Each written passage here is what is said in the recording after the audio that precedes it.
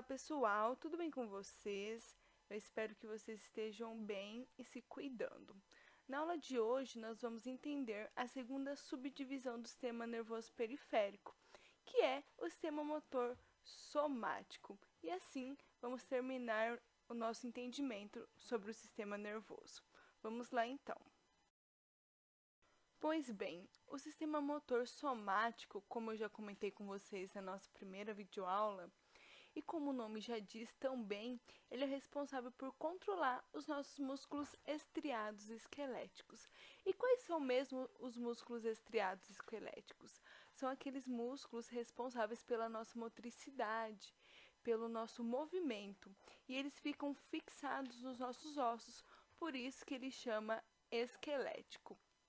A função motora, ela vai ser sempre excitatória, ou seja, sempre vai estimular o nosso movimento, nunca vai inibir. Então eu quero que vocês pensem durante essa aula o que o que acontece para que o nosso movimento seja inibido e lá no finalzinho eu vou explicar para vocês. Além disso, uma coisa muitíssimo importante sobre o sistema motor somático é que ele é sempre voluntário, ou seja, nós pensamos para realizar, nós pensamos para caminhar, nós pensamos para correr, nós pensamos para movimentar o nosso braço e nossa mão para alcançar um lápis, mexer no notebook. Então, tudo isso é voluntário, ao contrário do sistema autônomo, que eram as funções involuntárias relacionadas aos órgãos. Então, sempre que pensar no sistema motor somático, é aquela função voluntária, aquilo que nós pensamos para realizar.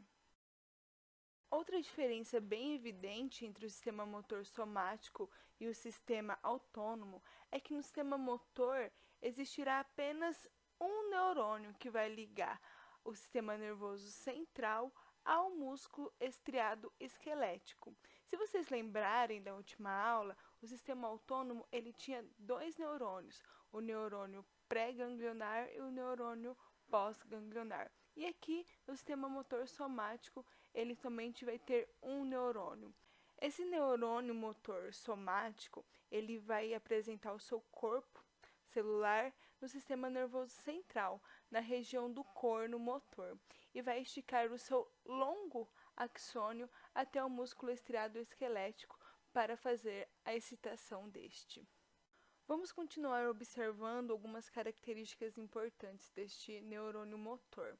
Bom, como eu disse, ele é único e ele possui um axônio muito longo, que vai desde o sistema nervoso central até o músculo estriado esquelético. Se for excitar o músculo lá do nosso dedão do pé, então imagine o quão longo esse axônio vai ser.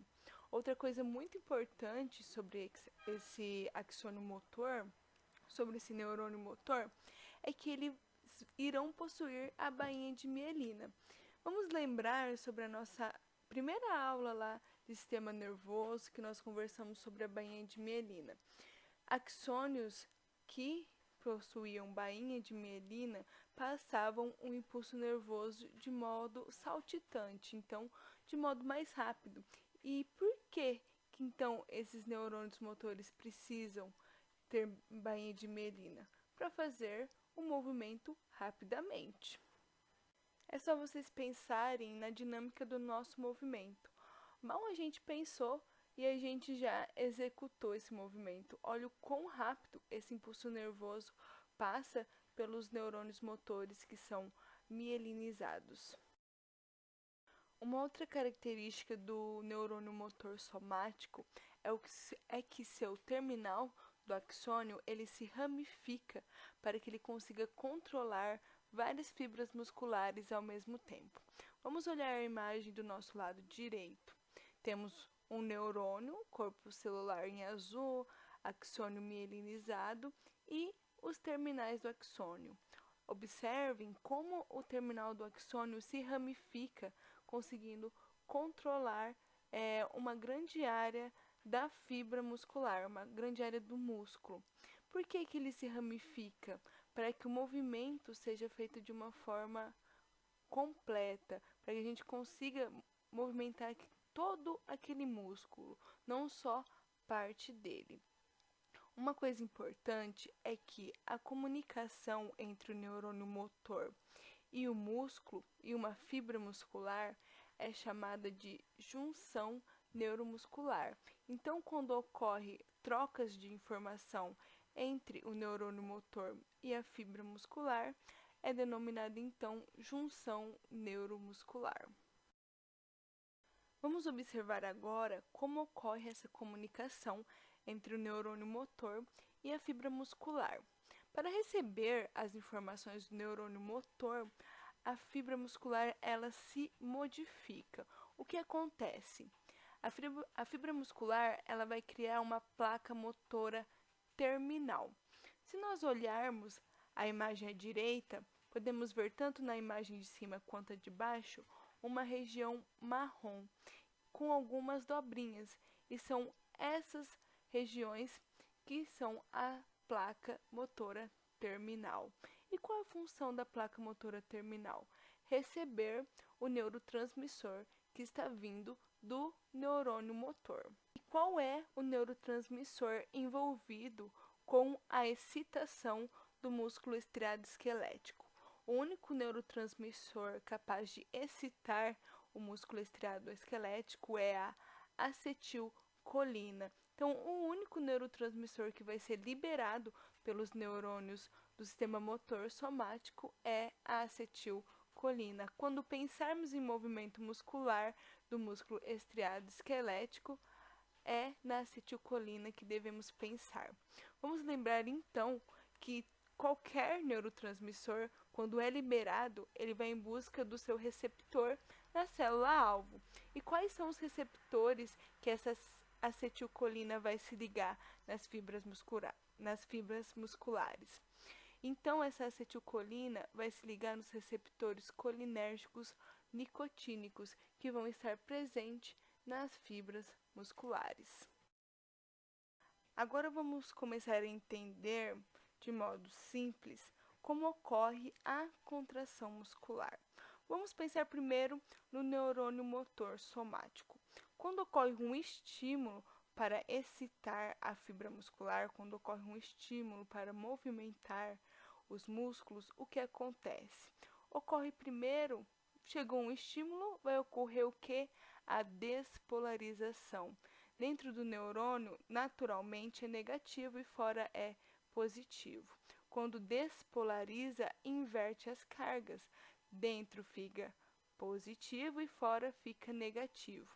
Essa despolarização nós já conversamos bastante e lá no terminal do axônio, essa despolarização vai estimular a entrada de cálcio dentro do neurônio. E o cálcio ele vai funcionar como um sinalizador. Ele vai entrar e falar assim, ó, ô vesículas, está na hora de liberar a acetilcolina, está na hora de liberar os neurotransmissores. Então, voltamos para a importância do entendimento da bomba de sódio e potássio. O que é mesmo a bomba de sódio e potássio? É a saída de 3 moléculas de sódio da célula e a entrada de 2 moléculas de potássio para dentro da célula, que ocorre de maneira homeostática, ou seja, que ocorre de modo natural no nosso organismo. Por que é importante entender elas? Porque quando ocorre a propagação de um impulso nervoso no axônio de um neurônio ou a contração muscular das nossas células musculares, ocorre a inversão da bomba de sódio e potássio. Começa a entrar sódio para dentro da célula e a sair potássio. E à medida que o impulso nervoso vai passando pelo axônio e que a contração muscular vai passando pelas fibras musculares, a bomba de sódio e potássio ela é responsável por voltar tudo à sua normalidade. E o melhor entendimento sobre o passo a passo da contração muscular, nós vamos entender nas nossas próximas aulas sobre o sistema muscular. Aqui nós vemos só uma base para a compreensão total nas próximas aulas. E assim que a acetilcolina é liberado pelo terminal do axônio motor, ela cai na placa motora terminal. E ali ela irá se ligar no seu receptor nicotínico presente na célula muscular. Só que aí, quando a acetilcolina se liga no seu receptor da célula muscular, ela vai estimular uma despolarização na célula muscular. Então, a despolarização ela pode ocorrer tanto no neurônio quanto na célula muscular. Quando ocorre a despolarização, inverte as cargas e o que vai acontecer aqui?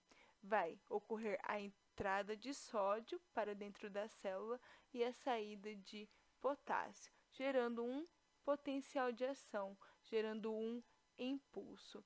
E é isso que vai gerar então a nossa contração muscular.